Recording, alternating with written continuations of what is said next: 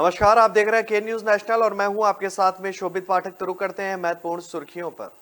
पंजाब के पठानकोट में प्रधानमंत्री नरेंद्र मोदी ने जनता को संबोधित करते हुए कहा कि आप मुझे सेवा का एक बार मौका दीजिए, आप नया पंजाब बनते देखेंगे।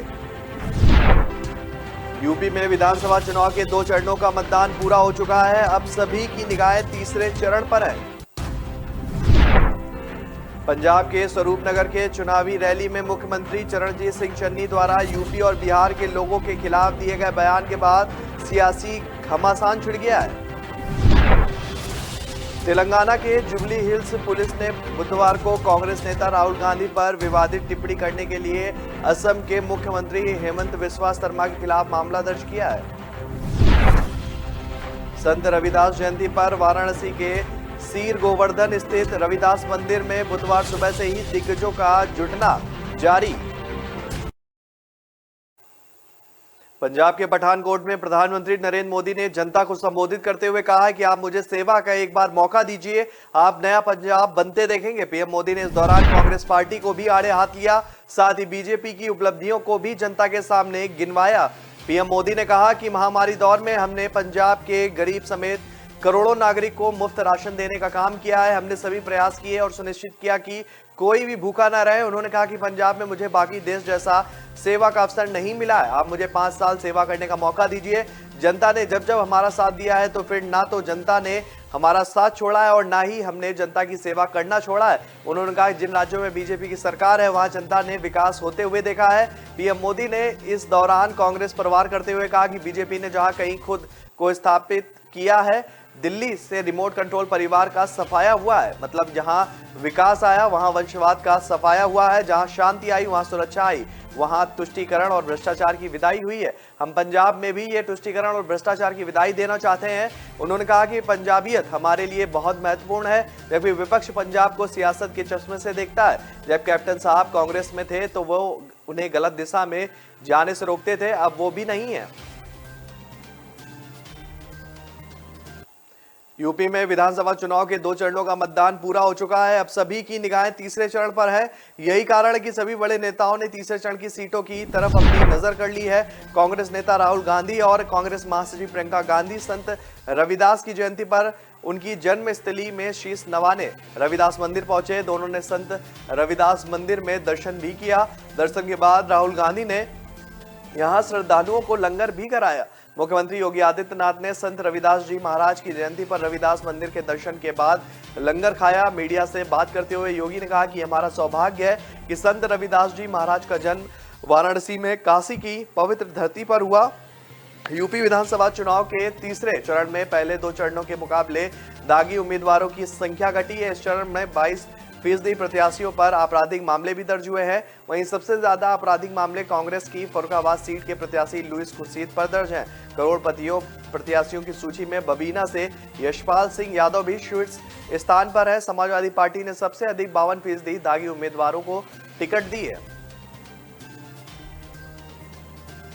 पंजाब के रूपनगर के चुनावी रैली में मुख्यमंत्री चरणजीत सिंह चन्नी द्वारा यूपी और बिहार के लोगों के खिलाफ दिए गए बयान के बाद सियासी घमासान छिड़ गया है। भारतीय जनता पार्टी और आम आदमी पार्टी हमलावर हो गई है। भाजपा आईटी सेल के प्रमुख अमित मालवीय ने सीएम चन्नी के साथ साथ कांग्रेस महासचिव प्रियंका गांधी पर भी निशाना साधा। उन्होंने अपने ट्विटर हैंडल पर एक ट्वीट करते हुए कहा कि मंच से पंजाब के मुख्यमंत्री यूपी बिहार वालों को अपमानित करते हैं और प्रियंका वाड्रा बगल में खड़ी होकर हंस रही हैं, तालियां बजा रही हैं। उन्होंने सवाल पूछा कि क्या ऐसे कांग्रेस देश और यूपी का विकास करेगी। लोगों को आपस में लड़ाकर चरणजीत सिंह चन्नी के साथ प्रियंका गांधी भी पहुंची थी। रैली के बाद वे मंच तक आई, हाथों में माइक लेकर अपनी बातें शुरू की। प्रियंका उत्साहित होते हुए बोली, समझदारी का इस्तेमाल करो, चुनाव का समय है, लंबी लंबी बातें नहीं करनी चाहिए, लेकिन पंजाब के लोगों को, भाई बहनों, और जो आपके सामने है उसे ठीक से पहचानो और आपने बहुत विवेक और समझदारी है, उस समझदारी का इस्तेमाल करो। फिर बोली, पंजाब पंजाबियों का है और पंजाब को पंजाबी चलाएंगे, अपनी सरकार बनाओ, यहाँ कोई नई राजनीति नहीं मिलेगी। ये बाहर से जो आते हैं आपके पंजाब में उन्हें सिखाइए पंजाबियत क्या है, पंजाब मेरी ससुराल है। बस प्रियंका के इतना बोलते ही चन्नी और जोश में आ गए और अपने हाथ में माइक लेकर जोरदार आवाज में बात उन्होंने की कि प्रियंका जो है पंजाबियों की बहू है, यूपी दे, बिहार दे, दिल्ली दे, भैये आए और जाने कितने चलेगा। यूपी के भाइयों को पंजाब में फटकने नहीं देना है। चन्नी के इतना कहते ही जो बोले सो निहाल के नारे लगते हैं और प्रियंका गांधी जो है मुस्कुराकर उनकी बात का समर्थन करती हुई दिख रही हैं। तेलंगाना की जुबली हिल्स पुलिस ने बुधवार को कांग्रेस नेता राहुल गांधी पर विवादित टिप्पणी करने के लिए असम के मुख्यमंत्री हेमंत बिस्वा शर्मा के खिलाफ मामला दर्ज किया है। यह मामला तेलंगाना कांग्रेस के द्वारा दर्ज कराया गया है। इतना ही नहीं, तेलंगाना कांग्रेस ने अपने कार्यकर्ताओं से हेमंत बिस्वा शर्मा के खिलाफ राज्य के सभी पुलिस थानों में शिकायत दर्ज कराने को भी कहा है। तेलंगाना पुलिस ने भारतीय दंड संहिता की धारा 504 और 505 के तहत मामला दर्ज किया है। दरअसल 11 फरवरी को उत्तराखंड में एक रैली को संबोधित करते हुए हेमंत बिस्वा शर्मा ने सितंबर 2016 की सर्जिकल स्ट्राइक का सबूत मांगने के लिए कांग्रेस नेता राहुल गांधी पर हमला बोला था। रैली के दौरान पूछा गया था कि क्या भाजपा ने कभी उन्हें पूर्व प्रधानमंत्री राजीव गांधी के बेटे होने का सबूत मांगा था। तेलंगाना कांग्रेस प्रमुख रेवंत रेड्डी ने कहा है कि असम के सीएम हेमंत बिस्वा शर्मा की टिप्पणी गांधी परिवार या कांग्रेस के खिलाफ नहीं है बल्कि मातृत्व का अपमान है। उन्होंने कहा कि कांग्रेस कार्यकर्ता कल तेलंगाना के सभी 709 पुलिस थानों में शर्मा के खिलाफ आपराधिक शिकायत दर्ज कराएंगे। आपको बता दें कि बीते शनिवार को उत्तराखंड की रैली में असम के सीएम हेमंत बिस्वा शर्मा ने कहा था कि कांग्रेस नेता की भाषा में 1947 से पहले मोहम्मद अली जिन्ना के समान है। वह एक तरह से आधुनिक समय के जिन्ना है। लगता है कि जिन्ना की आत्मा उनमें घुस गई है, जिसके बाद बवाल मच गया था। संत रविदास जयंती पर वाराणसी के सीर गोवर्धन स्थित रविदास मंदिर में बुधवार सुबह से ही दिग्गजों का जुटना जारी है।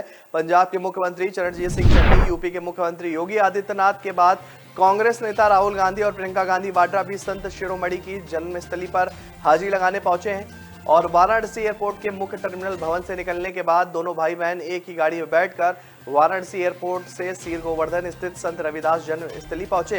यहां कार्यक्रम में शामिल होने के बाद दोनों लोग दोपहर में सड़क मार्ग से वापस वाराणसी एयरपोर्ट पर लौट गए और इससे पहले बुधवार तड़के पंजाब के मुख्यमंत्री चरणजीत सिंह चन्नी सीर गोवर्धन मंदिर पहुंचकर मत्था टेका और संत निरंजन दास का आशीर्वाद उन्होंने लिया। करीब 10 बजे मुख्यमंत्री योगी आदित्यनाथ भी मंदिर पहुंचे। सीएम योगी ने संत रविदास मंदिर पहुंचकर संत शिरोमणि की प्रतिमा पर माल्यार्पण के बाद शीश नवाया और इसके बाद उन्होंने संत निरंजन दास से आशीर्वाद लेकर उनका हालचाल भी पूछा। सीएम योगी ने सत्संग में शामिल होने के बाद यहां लंगर भी छका। सीर गोवर्धन से वह एयरपोर्ट पहुंचा और वहां से हमीरपुर रवाना हो गए। पंजाब के मुख्यमंत्री चरणजीत सिंह चन्नी बुधवार तड़के करीब 3:30 बजे वाराणसी एयरपोर्ट पहुंचे। जिले के कांग्रेस नेताओं ने इनका भव्य स्वागत किया। इसके बाद पंजाब के सीएम करीब 4 बजे एयरपोर्ट से सीधे श्री काशी विश्वनाथ मंदिर पहुंचे। बाबा का दर्शन पूजन करने के बाद संत रविदास की जन्मस्थली सीर गोवर्धन वो पहुंचे थे।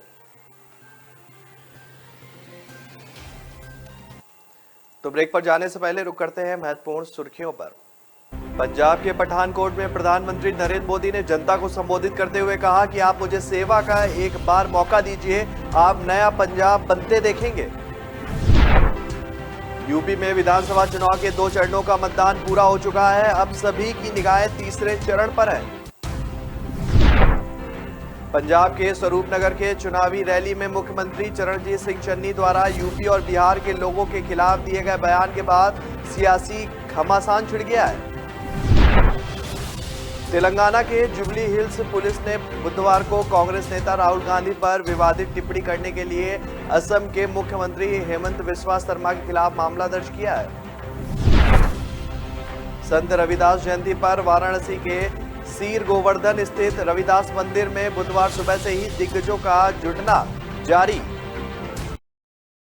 हथेली पे रख ले है नहीं नवेली, तू को संभाले चला चल चला चल, तू मीठे पलों को बांटे चला चल, उम्र को तू पल पल भुलाता चला चल।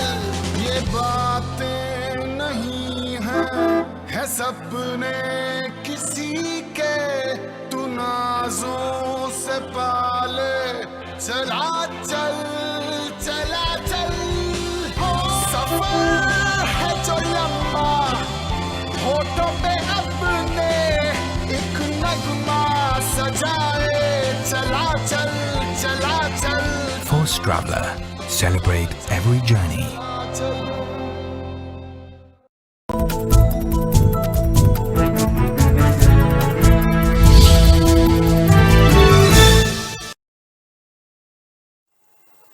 ब्रेक के बाद फिर स्वागत है आपका। रुक करते हैं आगे की महत्वपूर्ण खबरों पर। प्रसिद्ध कन्नड़ कवि चन्नवीरा कानवी का बुधवार को धारवाड़ के एक अस्पताल में निधन हो गया है। कवि कानवी को प्रतिष्ठित नंदोजा अवार्ड से समेत कई पुरस्कार प्रदान किए गए थे। चन्नवीरा कानवी 93 वर्ष के थे। कानवी के परिवार में एक बेटी और 4 बेटे हैं। उन्हें 14 जनवरी को सांस लेने में तकलीफ की शिकायत के बाद अस्पताल में भर्ती कराया गया था। कानवी कोविड पॉजिटिव पाए गए थे और इससे वे उबर भी गए थे, लेकिन बाद में उन्हें कई अंगों ने उनका काम करना बंद हो गया, जिसके दौरान उनकी मौत हो गई। 80 और 90 के दशक में भारत में डिस्को संगीत को लोकप्रिय बनाने वाले गायक संगीतकार बप्पी लहरी का कई स्वास्थ्य समस्याओं के बाद निधन कल हो गया था। उनका इलाज कर रहे एक डॉक्टर ने बताया कि बप्पी लहरी कल रात घर पर थे और अस्वस्थ थे। फिर उन्हें जुहू के एक अस्पताल में ले जाया गया, जहां उनका निधन हो गया। बप्पी लहरी का अंतिम संस्कार गुरुवार को हुआ और गायक का पार्थिव शरीर उनके मुंबई स्थित आवास पर रखा गया था। और सिलेबस जो नए शोक व्यक्त करने के लिए उनके परिवार से मिलने लगातार पहुंच रहे हैं।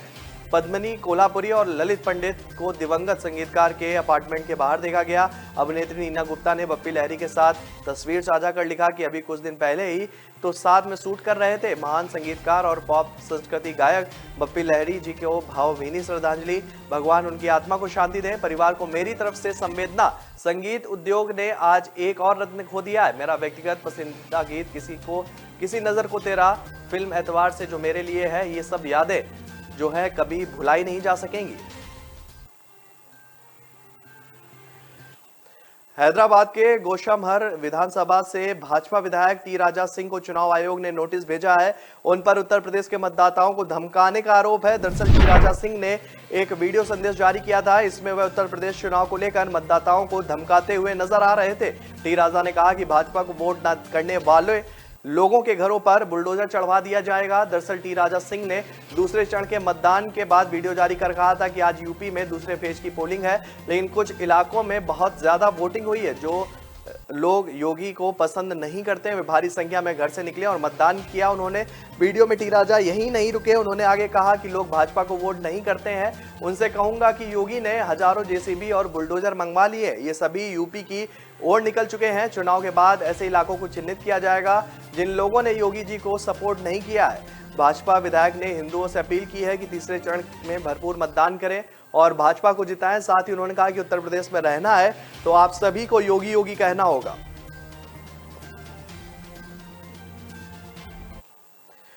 देश में सक्रिय कोरोना मरीजों की संख्या 4 लाख से नीचे पहुंच चुकी है, लेकिन आज फिर से नए कोरोना के मामलों में बढ़ोतरी देखी गई है। केंद्रीय स्वास्थ्य मंत्रालय की ओर से जारी किए गए आंकड़ों के मुताबिक देश में पिछले 24 घंटों में कोरोना के 30,615 नए मामले सामने आए। ये संख्या कल के मुकाबले 11% ज्यादा है। मंगलवार के आंकड़े के अनुसार कोरोना के 27,409 मामले सामने आए थे। यह संख्या शनिवार के आंकड़ों से लगभग 25% कम थी। हालांकि एक बार फिर से इन मामलों में बढ़ोतरी हुई है और इस बीच कोरोना से होने वाली दैनिक मृत्यु की संख्या में भी इजाफा हुआ है। मंगलवार को देश भर में 347 लोगों की मौत कोरोना की वजह से हुई थी, लेकिन बुधवार को स्वास्थ्य विभाग की ओर से जारी किए गए आंकड़ों के मुताबिक 24 घंटे के अंदर 514 लोगों की मौत हो गई। हालांकि 82,988 लोग ठीक भी होकर घर लौट गए। आज 11% से ज्यादा कोरोना मरीजों के बीच राहत भरी खबर यह है कि देश में सक्रिय मरीजों की संख्या लगातार घट रही है। ताजा आंकड़ों के मुताबिक अब 4 लाख से कम सक्रिय मरीज हैं और यह संख्या 3,70,240 पहुंच गई है। यह कुल कोरोना मरीजों का 0.87% है। वहीं दैनिक संक्रमण दर में भी गिरावट जारी है। देश में जारी नाम बदलने का सिलसिला जारी है। अब असम के मुख्यमंत्री हेमंत बिस्वा शर्मा ने बड़ा ऐलान किया है। उन्होंने कहा है कि राज्य के शहरों, कस्बों और गांवों के नाम बदलने के लिए सुझाव आमंत्रित किए जाएंगे और इसके लिए उनकी सरकार एक पोर्टल शुरू करेगी। सीएम शर्मा ने कहा है कि जो नाम हमारी सभ्यता, संस्कृति के विपरीत और किसी भी जाति या समुदाय के लिए अपमानजनक है, उन्हें बदलने के लिए सुझाव जो है वो लोगों से मांगे जा रहे हैं और जल्द ही इस पर कार्रवाई की जाएगी।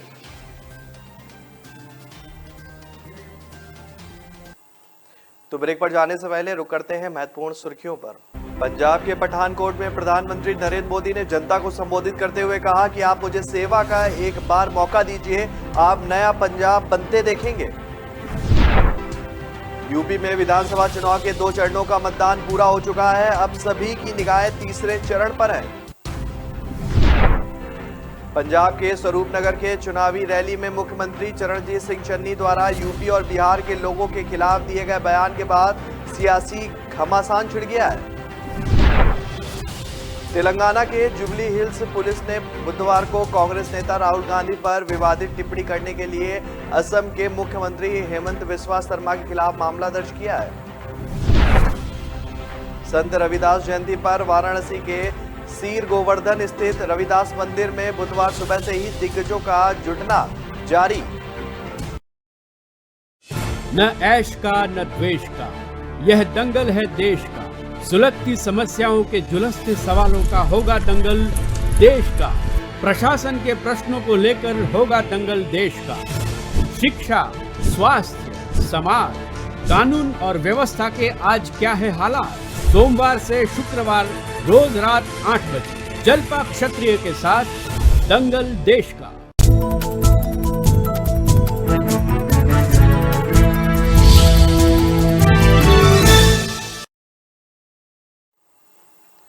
ब्रेक के बाद फिर स्वागत है आपका। रुक करते हैं आगे की खबरों पर। कर्नाटक में एक सप्ताह चले हिजाब विवाद के दौरान बंद रहे स्कूल कॉलेज बुधवार से फिर खुल गए। राज्य की बसवराज बोम्मई सरकार ने दावा किया है कि कुल मिलाकर स्थिति शांतिपूर्ण है। राज्य के गृह मंत्री अरगा ज्ञानेन ने कहा है कि हाईकोर्ट के अंतरिम आदेश का उल्लंघन करने वालों पर सख्त कार्रवाई होगी। बुधवार को भी कर्नाटक के कुछ शिक्षा संस्थानों में युवतियां बुर्का या हिजाब पहनकर पहुंची, इसलिए उन्हें प्रवेश नहीं दिया गया। इस पर कुछ देर के लिए बवाल मचने की भी खबर है। मंत्री ज्ञानेन ने कहा है कि राज्य में कुल मिलाकर हालात नियंत्रण में है। कुछ एक स्थानों पर छात्राओं को हिजाब या बुर्के में प्रवेश नहीं देने की घटना सामने आई है। हम हाईकोर्ट के अंतरिम आदेश का पालन करेंगे। यदि कोई इस आदेश का उल्लंघन करता है तो उस पर कार्रवाई की जाएगी। हिजाब विवाद पिछले माह कर्नाटक में शुरू हुआ था। इसके बाद यह देश के कई राज्यों में नजर आया।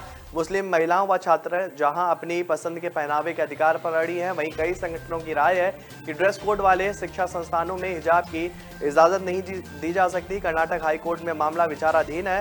फिलहाल कोर्ट ने ना हिजाब, ना भगवा, दुपट्टा या शाल पहनकर स्कूल कॉलेज आने की इजाजत दी है। इसके साथ ही हाईकोर्ट ने राज्य के शिक्षा संस्थानों को फिर से खोलने का अंतरिम आदेश दिया है। बुधवार को कर्नाटक के बीजापुर, कलबुर्गी, विजयपुर में जो छात्राएं बुर्का या हिजाब पहनकर स्कूल कॉलेज पहुंची, उन्हें प्रवेश नहीं दिया गया था।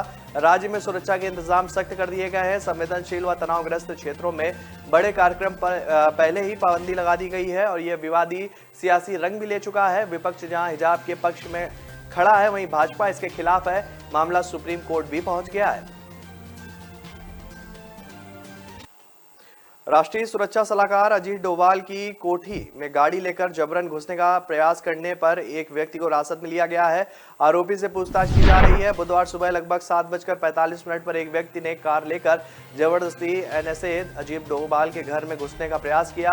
हालांकि पहले से सतर्क सुरक्षा बलों ने उसे गेट पर ही रोककर हिरासत में ले लिया। उसे दिल्ली पुलिस के सुपुर्द किया गया है। दिल्ली पुलिस की स्पेशल सेल उससे पूछताछ कर रही है। शुरुआती पूछताछ में आरोपी मानसिक रूप से विक्षिप्त लग रहा है। वह कुछ बड़बड़ा रहा है। उसके अनुसार उसके शरीर में कोई चिप लगी है जिसे दूर बैठा कोई व्यक्ति संचालित कर रहा है। हालांकि तलाशी लेने पर उसके शरीर पर कोई भी चिप नहीं मिली। दिल्ली पुलिस की शुरुआती जांच में पता चला है कि आरोपी के पास से जो कार बरामद हुई है वह किराए पर ली हुई है। एनएसए अजीत डोभाल प्रधानमंत्री नरेंद्र मोदी के सबसे विश्वस्त अधिकारियों में गिने जाते हैं। वे हमेशा ही आतंकियों के निशाने पर रहे हैं। आतंकवाद रोधी अभियानों की रणनीति बनाने की उनकी विशेषता के कारण उन पर खतरा लगातार बना रहता है।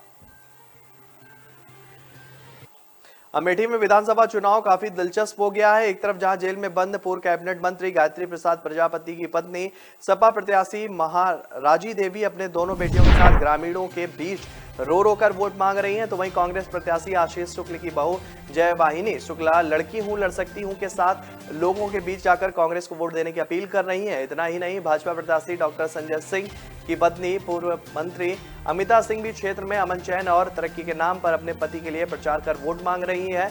2012 की सपा सरकार के कद्दावर मंत्री रहे गायत्री प्रसाद प्रजापति की पत्नी महाराजी प्रजापति को समाजवादी पार्टी ने अमेठी से विधानसभा से टिकट देकर मैदान में उतारा है। सपा प्रत्याशी बनने के बाद महाराजी देवी अपने दोनों बेटियों के साथ लगातार क्षेत्र में है और प्रचार प्रसार कर रही हैं और अपनी बेटियों के साथ आंसू बहाकर अपने पति को न्याय दिलाने के लिए लोगों से अपील कर रही हैं और वोट की मांग कर रही हैं। मीडिया से बात करते हुए महाराजी देवी ने कहा कि मैं चुनाव जीतने के लिए लड़ रही हूं, अमेठी की जनता मेरे पति को न्याय दिलाएगी। ये कहते हुए वो फक कर रोने लगी और इतना ही भीड़ में मौजूद महिलाएं भी उनसे लिपटकर रोते हुए दिखी हुई। महाराजी अपनी बेटियों के साथ ग्रामीणों के बीच जाकर लोगों से न्याय की अपील भी कर रही हैं। जब उनकी आंखों से आंसू छलकते हैं तो बेटियां उन्हें संभालती हैं। सपा सरकार में खनन मंत्री और परिवहन मंत्री रहे गायत्री प्रजापति को कोर्ट ने दुष्कर्म मामले में दोषी सिद्ध करते हुए आजीवन कारावास की सजा सुनाई है।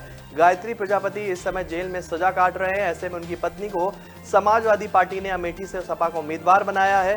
2017 के विधानसभा चुनाव में गायत्री प्रजापति को भाजपा प्रत्याशी गरिमा सिंह ने करीब 5000 मतों से हरा दिया था। विधायक बनने के बाद गरिमा सिंह ने भी क्षेत्र की जनता से दूरी बनाकर रखी, जिसका नतीजा ये रहा कि इस बार भाजपा ने सिटिंग विधायक गरिमा सिंह का टिकट काटकर पूर्व केंद्रीय मंत्री डॉक्टर संजय सिंह को मैदान में उतारा है। झारखंड की राजधानी रांची आए हुए भारतीय जनता पार्टी के नेता कपिल मिश्रा को आज सुबह बिरसा मुंडा एयरपोर्ट पर पुलिस ने हिरासत में ले लिया। कपिल मिश्रा मृतक रूपेश पांडे के शोक संतप्त परिवार से मिलने के लिए हजारीबाग जाने वाले थे। हिरासत में जाने के बाद भाजपा नेता कपिल मिश्रा ने ट्वीट करते हुए लिखा है कि रांची एयरपोर्ट पर मुझे पुलिस द्वारा रोका गया। एयरपोर्ट से बाहर निकलने पर रोक लगाई जा रही है। ये कौन सा कानून है? मृतक रूपेश पांडे ने शोक संतप्त परिवार से मिलने से उन्हें क्यों रोक रहा है? कैसा ये डर है? वही जानकारी आ रही कि कपिल मिश्रा लगभग 2 घंटे से पुलिस की कस्टडी में है और ताजा जानकारी के अनुसार कपिल मिश्रा फिलहाल रांची हवाई अड्डे के अंदर ही है। सीपीएसपी जो है हवाई अड्डा पर पहुंच गए। वहीं हिंदू संगठनों के लोग बाहर जमा है। पुलिस की एफआईआर के मुताबिक मोबाइल की दुकान में काम करने वाले रूपेश पांडे सरस्वती विसर्जन जो है देखने जा रहे थे। उसी दौरान मोहम्मद असलम नाम के युवक ने उसे भीड़ की तरफ से खींच लिया और जमकर पीटा, जिसके बाद उसे तुरंत बड़ी सामुदायिक स्वास्थ्य केंद्र में ले जाया गया, जहां उसकी मौत हो गई। सोशल मीडिया पर अगर किसी अभिनेत्री को सबसे ज्यादा ट्रोल किया जाता है तो वो है स्वरा भास्कर। स्वरा कुछ भी पोस्ट करती है तो उसमें ट्रोलर्स की बाढ़ आ जाती है। कुछ दिन पहले किए गए ट्वीट में स्वरा भास्कर ने द्रौपदी चीरहरण की तुलना हिजाब विवाद से की थी। स्वरा अपने इस ट्वीट में जमकर ट्रोल हो रही हैं और लोग उन्हें जमकर खरी खोटी सुना रहे हैं। स्वरा भास्कर ने ट्वीट करते हुए लिखा कि महाभारत में द्रौपदी के जबरन कपड़े उतारे गए और सभा में बैठे जिम्मेदार शक्तिशाली कानून बनाने वाले देखते रहे। ऐसे ही याद आया स्वरा के इस ट्वीट पर एक यूजर्स ने लिखा है कि द्रौपदी के तो जबरन कपड़े उतारे गए थे, लेकिन आपने अपने जो हैं कपड़े खुद उतरवा दिए। मुझे बस आज ऐसे ही मियां खलीफा का भारतीय रूप याद आ गया है। एक अन्य ने लिखा है कि द्रौपदी हिजाब नहीं पहनती है और हाँ, आप अपने मुंह से हमारे ऐतिहासिक ग्रंथ और उसके किराएदारों के नाम मत लो। ये लोग स्कूल जा रहे हैं या धार्मिक यात्रा पर हैं, ये जबरदस्ती कर रहे हैं। वहीं एक यूजर्स ने लिखा कि दीदी इस ट्वीट का कितना मिला। एक अन्य ने लिखा है कि तुम हिंदू हो तो हमें तो इस बात से शर्म आती। इस तरह से कई आपत्तिजनक जो है ट्रोलर्स जो है उन्हें ट्रोल कर रहे हैं इस ट्वीट मामले में। तो फिलहाल इस बुलेटिन में मेरे साथ इतना ही। आगे की खबरों के लिए बने रहिए के न्यूज नेशनल के साथ। तब तक के लिए नमस्कार। पंजाब के पठानकोट में प्रधानमंत्री नरेंद्र मोदी ने जनता को संबोधित करते हुए कहा कि आप मुझे सेवा का एक बार मौका दीजिए, आप नया पंजाब बनते देखेंगे। यूपी में विधानसभा चुनाव के 2 चरणों का मतदान पूरा हो चुका है। अब सभी की निगाहें तीसरे चरण पर है। पंजाब के स्वरूपनगर के चुनावी रैली में मुख्यमंत्री चरणजीत सिंह चन्नी द्वारा यूपी और बिहार के लोगों के खिलाफ दिए गए बयान के बाद सियासी घमासान छिड़ गया है। तेलंगाना के जुबली हिल्स पुलिस ने बुधवार को कांग्रेस नेता राहुल गांधी पर विवादित टिप्पणी करने के लिए असम के मुख्यमंत्री हेमंत बिस्वा शर्मा के खिलाफ मामला दर्ज किया है। संत रविदास जयंती पर वाराणसी के सीर गोवर्धन स्थित रविदास मंदिर में बुधवार सुबह से ही दिग्गजों का जुटना जारी।